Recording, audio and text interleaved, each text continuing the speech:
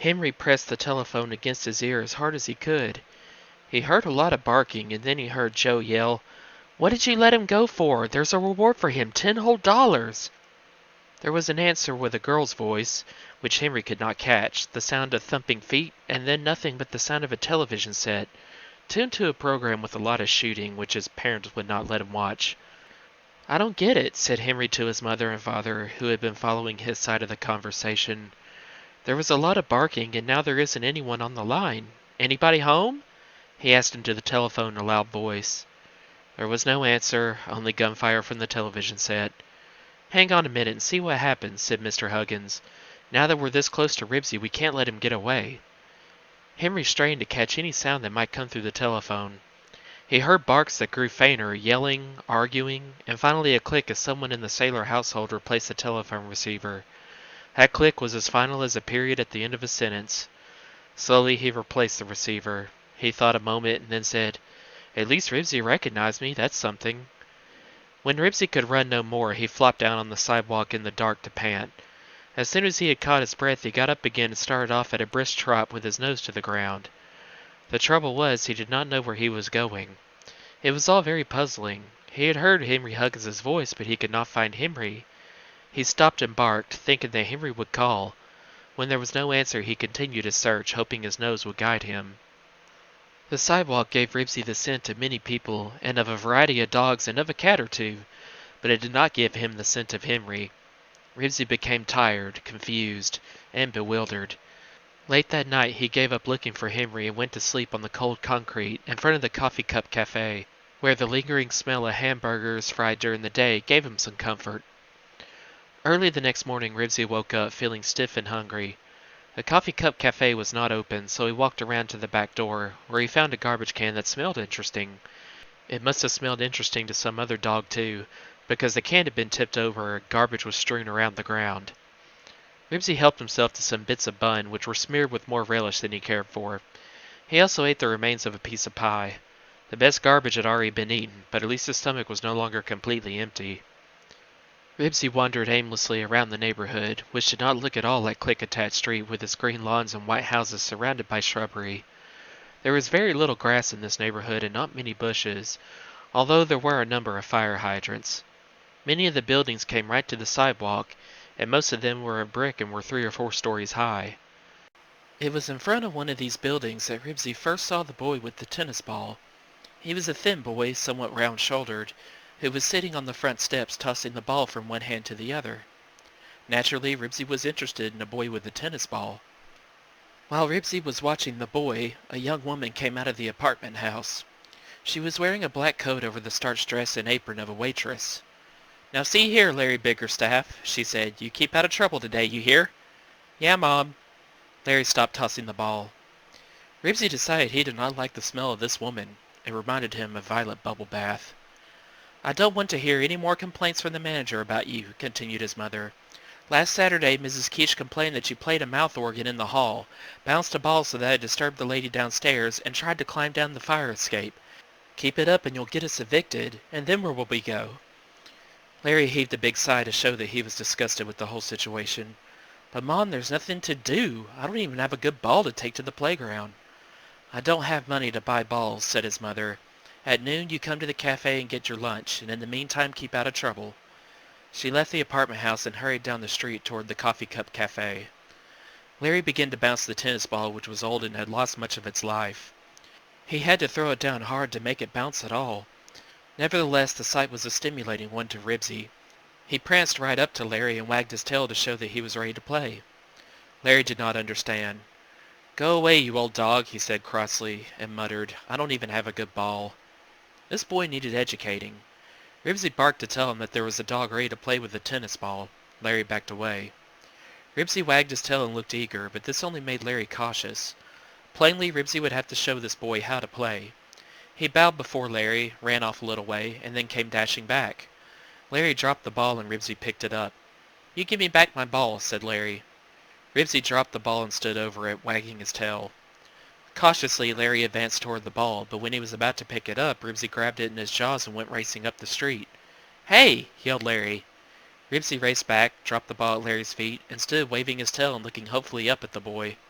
"Well, thanks, pal," said Larry, surprised and pleased. "Riff!" answered Ribsy. The boy finally understood. He threw the ball down the street and Ribsy bounded after it, darting between the people who were walking along the sidewalk and catching it on the first bounce. He was delighted, and so was Larry. The boy threw the ball again and again for Ribsy to retrieve. Finally, Larry sat down on the front steps of the apartment house, and Ribsy threw himself down at his feet to pant. "You're a pretty nice dog," remarked Larry. "I'd sure like to keep you, but old Lady Creech would never let me." Ribsy laid his nose on his paws and looked up at Larry, who returned Ribsy's gaze. "You hungry?" Larry asked. Ribsy thumped his tail on the sidewalk. He liked having a boy talk to him. Larry liked having a dog to talk to. "If you was a big cross dog, I bet old Lady Creech would stop yelling at me. She'd be scared to yell if I had a big dog following me around." Ribsy rolled over on his back and allowed Larry to rub his stomach for him. "You wait here," said Larry. "No, that wouldn't work. You might run off while I was getting you something to eat. Can you be real quiet?" Again Ribsy thumped his tail. "Come on then, I'll get you some cornflakes or a weenie or something," said Larry, and pulled a key out of his pocket. Ribsy followed him up the stairs, and Larry unlocked the front door. Inside, he tiptoed past the door of the apartment occupied by the manager of the building to an old-fashioned elevator. Ribsy was ready to enjoy this new game the boy was playing. Larry opened a glass door and folded back a metal gate, and Ribsy followed him into what appeared to be a small square room without windows. Larry closed the gate and the door and pushed a button on the wall. There was a whirring noise, and suddenly Ribsy had a feeling he had never felt before. He felt as if he was going up while his stomach stayed down. He did not like the feeling one bit. He did not like this strange little room. He wanted out right now, and he began to bark. "Shh!" Larry seemed upset about something because he scowled and grabbed at Ribsy. "Shh! She'll hear you!" The manager had already heard. A door on the first floor flew open, and a woman's cross voice called up, "Larry Biggerstaff, you get that dog out of this building at once." It was the kind of voice that could make a dog slink away feeling guilty. By that time, the little room had stopped at the second floor. Larry slid back the gate and opened the glass door. Before he stepped out, he whispered, "You stay right here. I'll come back and get you in a minute." Then he left the frightened dog and shut him in the little room. Ribsy did not know what to do. He did not want to stay in the little room alone, but there was no way he could get out. He was even afraid to bark, so he made little anxious noises. Suddenly he felt himself beginning to rise again while his stomach seemed to stay behind. He barked for Larry to come and get him out of this place, but all he heard was the whir of machinery and the thump of Larry's sneakers running downstairs. As the elevator stopped on the third floor and his stomach caught up, Ribsy heard Larry's frightened voice coming up the elevator shaft from the first floor. "Dog? What dog?" he was saying. "I don't have any dog." "Don't you lie to me," the manager said. "I know there's a dog in this building." "It isn't my dog," said Larry. Upstairs, a woman opened the door and pushed back the gate. "Hello," said the woman to Ribsy, as if she met dogs in elevators every day. "How'd you manage to press the button?" This time Ribsy was taking no chance of being left in this frightening room that made him lose his stomach. He dashed past the woman and into the third floor hall, while the door of the elevator closed behind him. Now he did not know what to do. He was in a long hall with a strip of worn carpet down the center and doors on either side. At one side of the hall was a staircase, and at the end of the hall was a window with the fire escape sign over it. Nothing looked familiar to Ribsy, who had never been in an apartment house before. Larry's voice came up the stairwell. "But I don't have a dog." Ribsy did the only thing he could think of. He started down the stairs towards Larry's voice. "Young man," said Mrs. Creech, "you took a dog into that elevator. You can't fool me." Ribsy hesitated. He did not like this woman's voice. It reminded him of too many voices that yelled, "You get off my lawn," to him. Sometimes voices like this were accompanied by a rock or a clod of dirt. Ribsy heard the elevator door open down on the first floor, and the manager say in a quite different voice, "Oh, good morning, Mrs. Berg. I was looking for a dog in the elevator." "There's no dog in the elevator," said Mrs. Berg, who was a friend of Larry's and who understood the situation. "I've come to pay my rent." "Certainly," said the manager. "Just step into my apartment while I write your receipt." Ribsy stood listening at the steps, but all he heard was the elevator door close and the machinery whir. As the elevator rose, Ribsy started cautiously down the steps. He did not know what to expect in this strange building where rooms went up in the air. The second floor looked exactly like the third, which Ribsy had just left. The same strip of carpet, the same doors on either side, the same window with a sign over it at the end of the hall. Ribsy felt confused. He was even more confused when he heard a whispered "Psst!" It was Larry, who was supposed to be down below but who now was up above. While Ribsy had walked down to the second floor, Larry had ridden up to the third. "Roof!" answered Ribsy, who wanted to get out of this place. "Shh!" Larry's worried face appeared in the stairwell above Ribsy. He came tiptoeing down the steps. "I've got to get you out of here," he whispered. "Come on." He started to lead Ribsy on down the steps when the door of the manager's apartment opened on the first floor. "Thank you, Mrs. Berg," the manager was saying. "We can't go down that way," whispered Larry. "Come on, this way." Ribsy obeyed, because he did not know where to go by himself and because he wanted to stay away from the woman with the angry voice. Larry led him down the hall toward the back stairs, which were near the window with the sign over it. He was about to start down with Ribsy when he heard someone coming up. "I don't know who it is, but I'm not taking any chances," Larry muttered, looking around wildly. He saw the window at the end of the hall and opened it. Ribsy found himself being picked up, thrust through the window, and dropped onto the fire escape. The window was closed behind him and a curtain pulled. Ribsy's feet slid through the metal bars of the fire escape and sucked down in the empty space. If an elevator was a strange place, a fire escape was much, much worse. Ribsy felt as if he should be falling, but instead there he hung in midair. Inside he heard the manager's angry voice, which made him feel as if he had done something he should not, but he could not understand what it was.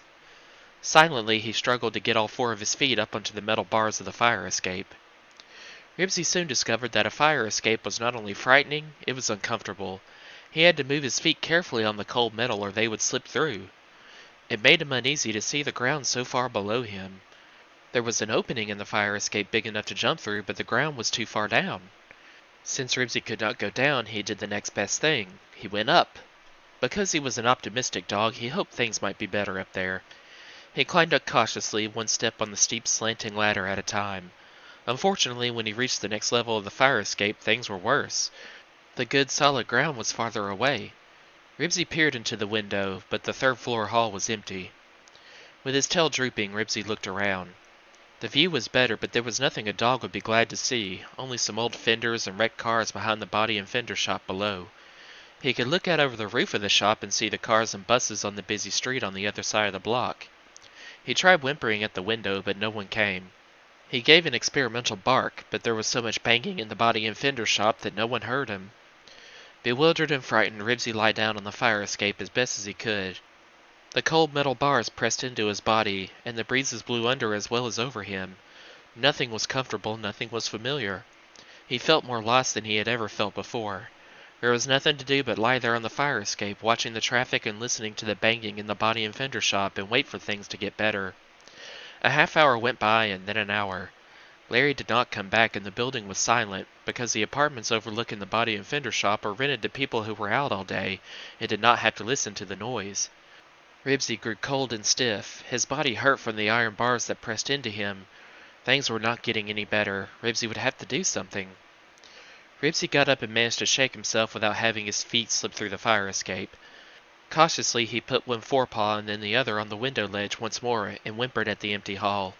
The doors remained closed. No rescuer appeared. Ribsy became impatient. He barked. Still no one came to rescue him. No one cared about the dog on the fire escape. He was forgotten. Ribsy turned around carefully and barked through the railing toward the traffic on the next street. The only answer he got was the banging in the body and fender shop below.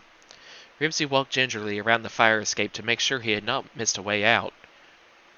There were only the ladder-like steps, and while he had not minded climbing up, they were much too steep to go down. Ribsy became frantic. He felt as if the whole world had gone off and left him. He barked and barked and barked. There must be somebody someplace who would come and get him off this thing. And there was somebody. Somebody way down below on the next street. "Ribsy!" It was Henry Huggins' voice, coming from the new station wagon, which was moving along with the rest of the traffic. "Ribsy!" Henry had his head out the window and was pointing up at the fire escape. At the sound of the voice he loved, Ribsy went wild. He barked until he was hoarse. In his excitement, his hind feet slipped through the fire escape.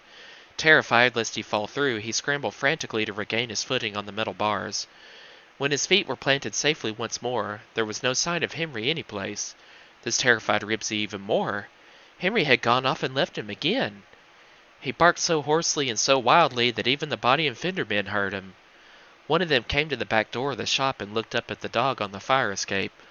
"Well, I'll be doggoned," he said, pushing his greasy cap back on his head. How did you get up there?"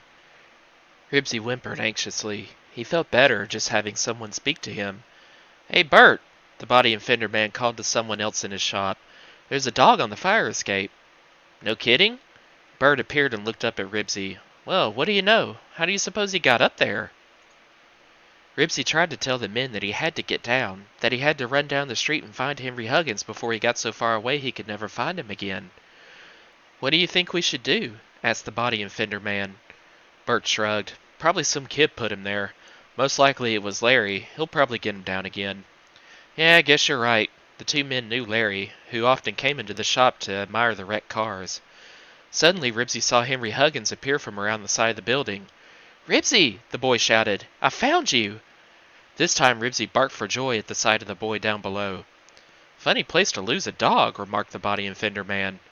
"Oh, I didn't lose him there," explained Henry, his eyes on his dog. "I lost him a month ago at the shopping center." "Then what's he doing up there?" the man asked. "Search me," said Henry. All that really mattered was that he had found his dog at last. "All I know is I was talking to him on the telephone, and he started running, and nobody saw him after that." The two men looked at each other, shook their heads, and turned to go back into the shop. One of them said something that sounded like, "Poor kid, too much TV." The other said, "Yeah, my boy watches those talking animal programs too, but he's too smart to believe them." Next, Ribsy saw Henry's mother and father come around the corner of the apartment house. "Finally found a parking space," remarked Mr. Huggins, and looked up at Ribsy. "Hello there, fellow." Ribsy made eager, anxious noises. Surely his family would not go off and leave him here. "See, Dad," said Henry, "I told you if we just drove around in this neighborhood, we were sure to find him. I told you he couldn't be too far from that Joe's house." "You were right, Henry," said his mother. "And now we don't have to argue with that boy Joe about who owns him. How on earth do you suppose he got up there?" Ribsy whimpered again to remind Henry he would like to get off this thing. "What worries me is how we're going to get him down," said Henry.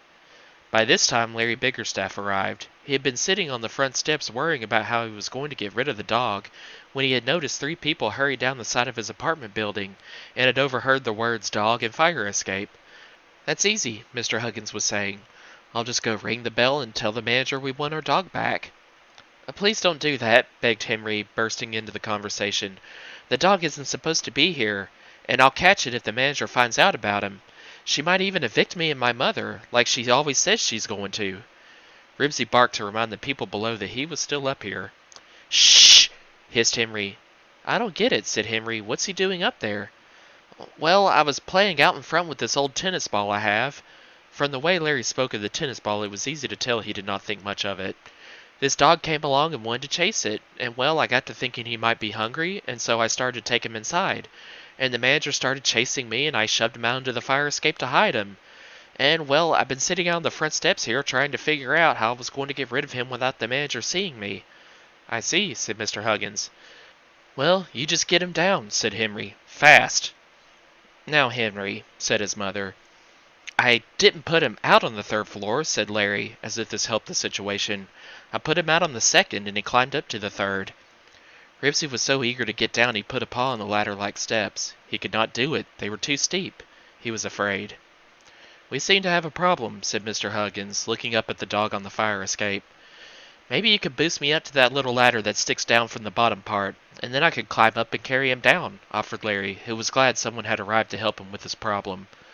"Oh no," said Mrs. Huggins hastily. "We couldn't let you climb down those steep steps with a dog. You might slip." Ribsy could not be patient any longer. He put his paw on the top step again. "Maybe we could call the fire department and they could bring a net and he could jump," suggested Henry.